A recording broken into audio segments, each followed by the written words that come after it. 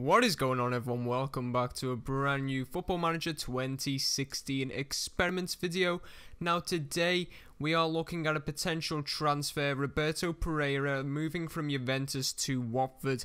Now in these videos we give the player 3 seasons at his new club to see how he plays personally and how he develops or helps his new club, in this case Watford and Roberto Pereyra. If you like this type of video, before we actually start this video itself, drop a like, comment and subscribe to the YouTube channel. Let's jump one season ahead and see how, this season goes for Roberto Pereyra. Okay, so we are one season ahead and we're just going to take a look first at how much he's actually valued at. So he's valued at £27 million. So obviously he's a very, very decent player. I failed to mention before, he's actually an attacking midfielder who is, at Juventus, but they are looking to move him on. Apparently Watford are interested. So we'll take a look at his stats this season, Premier League and in the Cup.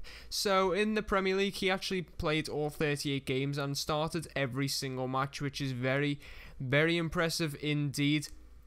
He actually got 3 goals and he got 10 assists as well, 2 player of the match performances, 7 yellow cards, which is quite a lot for an attacking midfielder. He got a 7.10 average match rating, so obviously pretty decent to be fair, but a bit above average. Everyone, if you've watched these videos, I always say I like to see players get above 7, so he does do exactly that. In the Cup, he actually made 7 appearances, all starts again, scoring 1 goal, getting 6 assists, so he's got a great return rate.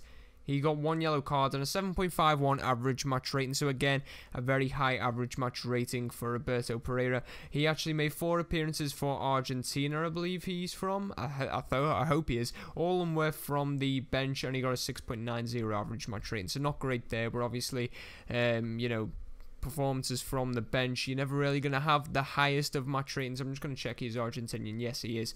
So we're going to go and take a look at Watford and see how they done. Okay, so in the league, Watford ended up finishing in 14th place with 42 points, and that made them that was actually 9 points clear of relegation Middlesbrough, who actually finished in 18th. They were the last team to get relegated with 33 points. So they were quite well clear of relegation, to be fair to them. They obviously lost quite a lot of the games against the big boys, drew a lot of them as well. They actually beat Arsenal at the Emirates, beat Manchester City at home, so a couple of decent wins in there for them. Not winning too many games though, only 10 games. They drew a lot of games. So pretty standard for Watford. Having said that, they were actually media predicted 1 place higher in 13th place. They were only 2 points away from that, but then quite a significant way to Swansea in 12th. As for the FA Cup and the Capital One Cup, they were knocked out in the 5th round of the FA Cup by Bournemouth. Arsenal went on to win that competition, and they were knocked out in the quarterfinals of the Capital One Cup by Manchester United, with Crystal Palace going on to win that competition. We'll take a look at this. Where did they get knocked out? 5th round, was it? Yeah, 5th round. So take a look at the scoreline for this game. 5th round, who even with? I've completely forgot it's Watford, isn't it? So they were knocked out on penalties in a replay against Bournemouth. That would have been at home, yeah, so they actually got knocked out at home to Bournemouth, which obviously they'll be disappointed about, and I have no idea where I've gone there. Let's go back to Watford, let's go to competitions, and let's go to the Capital One Cup with the quarter-final against Manchester United. So they lost 2-1 at Old Trafford, so not the worst of results. It was, quite a close game. Going off the result alone, it may have been different on the day. As for Pereyra, we're going to take a look at Watford and see where he ranks in terms of the goal scorers for them. So he was actually 4th highest goal scorer, only getting 4 goals. Igalo I just struggle with pronunciation of names. I know who the guy is, and Troy Deeney, he was the highest scorer for them. We'll take a look at the Premier League, so he did actually get quite a lot of assists rather than goals. We'll go to player details. And where is it? Yeah, it's here. So he came, I'm guessing, yeah, so he was joined 3rd in terms of assists, with some pretty, high reputation players. You're looking at Cesc Fabregas, Alexis Sanchez, and then only Chris Brunt and Mesut Ozil were actually higher than him. He actually got 10 assists, as I mentioned before, making all 38 appearances, which is very impressive indeed. So for Roberto Pereyra, quite a decent first season in English football, especially with it being the first season. You know, they always say it takes a bit of time to bed into it, but he hasn't really took that time. He's, you know, just got straight into his stride type of thing. So we're going to jump one more season ahead and see how he does in his second season at Watford. Okay, so we are one more season ahead, and one thing I want to point your attention to straight away, Roberto Pereyra is unhappy. He wants to leave due to the club getting relegated, so we'll come to that in just a moment, but let's just take a look at Pereyra's performances, you know, as a player. So 38 appearances yet again. He doesn't actually, I didn't actually check if he got injured last season, but I doubt he did. I'll check this season. 38 appearances, all starts, 10 goals, 1 penalty, 8 assists, so a very good return rate yet again, 7.32 average match rating, so a really good season for Pereyra personally. Obviously not so for Watford, but we will come to that. In the cup, he made one appearance and didn't really do anything, but he got a 7.70 average match rating, which is still pretty darn good. As for international appearances, he made 4 appearances for Argentina, getting an assist and a 6.90 average match rating. So overall, he's keeping his average match ratings above that 7 threshold, which is good to see. And obviously, he's had quite a decent season in the Premier League. But we're going to just take a look. Has he got injured? No, he's had a cold that kept him out for 3 days, and that was right at the start of this year. So obviously, not a very injury-prone player, which is good to see. Oh, he's got a sticky situation now, because he wants to leave because they've been relegated, but he's only just signed a new contract 5 months ago, which is going to keep him here for another 4 seasons. Oh, mate, you've made a bad mistake there. We'll go to Watford, though, just to, you know, see what's gone wrong for them. So, they finished in 18th place, only a point away from 17th.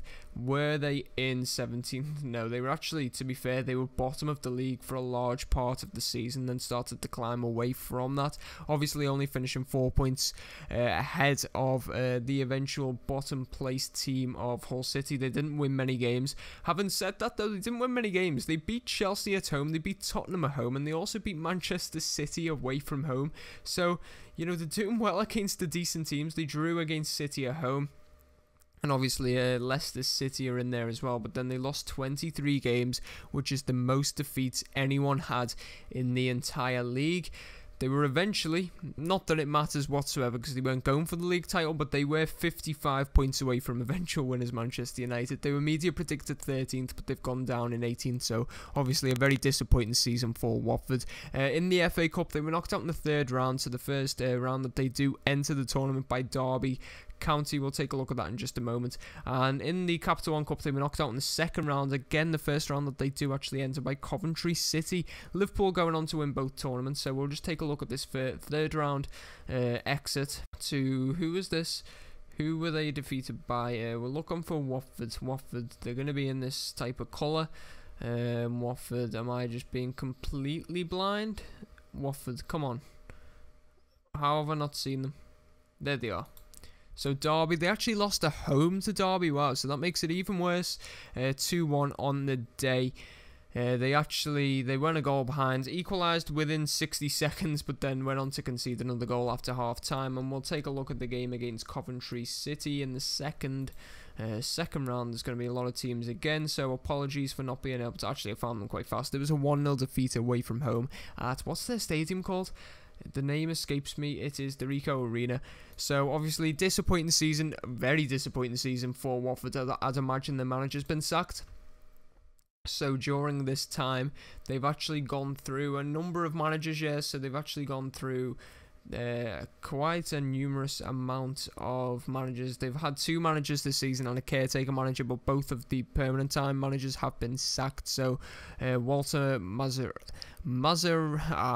I literally cannot pronounce guys' names. I know I'm not even going to bother. Jimmy Floyd Hasselbank can pronounce it, and Harry Kewell. Harry Kewell was caretaker manager, and Jimmy Floyd Hasselbank also got sacked. I'm not too sure if anyone has come in to replace them yet. So no, they're currently without a manager heading into the 3rd and final season. We're going to jump one season ahead to see how this 3-year cycle for Roberto Pereyra finishes up, and whether he even stays at Watford. He'll probably end up leaving. Let's go and take a look at that right now. Okay, so I've kind of messed up. As you can see, Here's the championship, but I've not actually included the championship within the save, so we can't actually see how Watford, performed. But one thing I can say, he didn't actually leave Watford, as you're about to see. He's still at Watford, and we can get his stats up.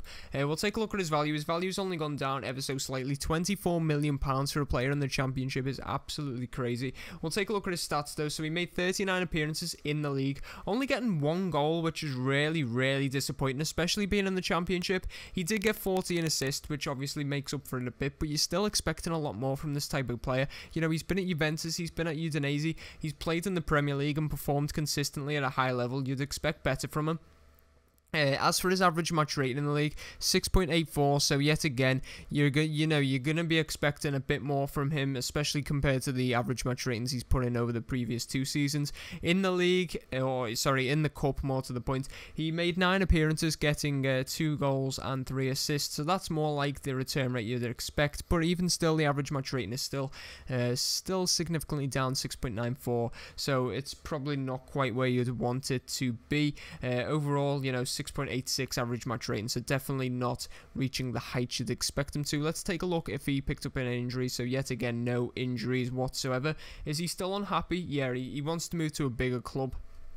So whether that's like a bigger championship club, because I don't actually think they got promoted, or a bigger club in terms of, Premier League and so on, I'm not too sure. You'd expect it's going to be a Premier League, or at least a move to, a different country, a Germany, Spain, Italy, something like that. You never know. He's 27 years of age, so he really needs to make that move at the end of the season. We'll see. I can't even see how Watford done. We can see. Can we even look at the schedule? No, we can literally look at how they done in the cup competition. So they started the Capital One Cup second round with a 1-0 victory at home to Middlesbrough.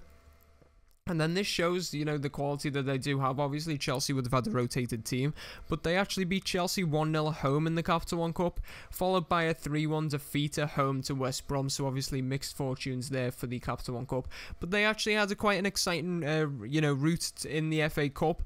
Obviously, it's shown that they really shouldn't be in the Championship, in my opinion. So third round of the FA Cup, they win 4-0 convincingly at home to Southend, and as you can see, Roberto Pereyra does actually get on the score sheet. Then they go away to Cardiff, 2-0 victory there. Pereyra, does he play? He does, and he gets a 7.6. Then they actually go away to Manchester City, so quite a big game this in the 5th round, and they beat them 2-1. I'm quite sure they beat them in the league as well, so obviously, as I've said before, they shouldn't really be in the Championship. Let's just see, Roberto Pereyra, 6.4 average match rating. We're going to Burnley next in the 6th round, and it's actually, they were at home. It was a 1-1 draw.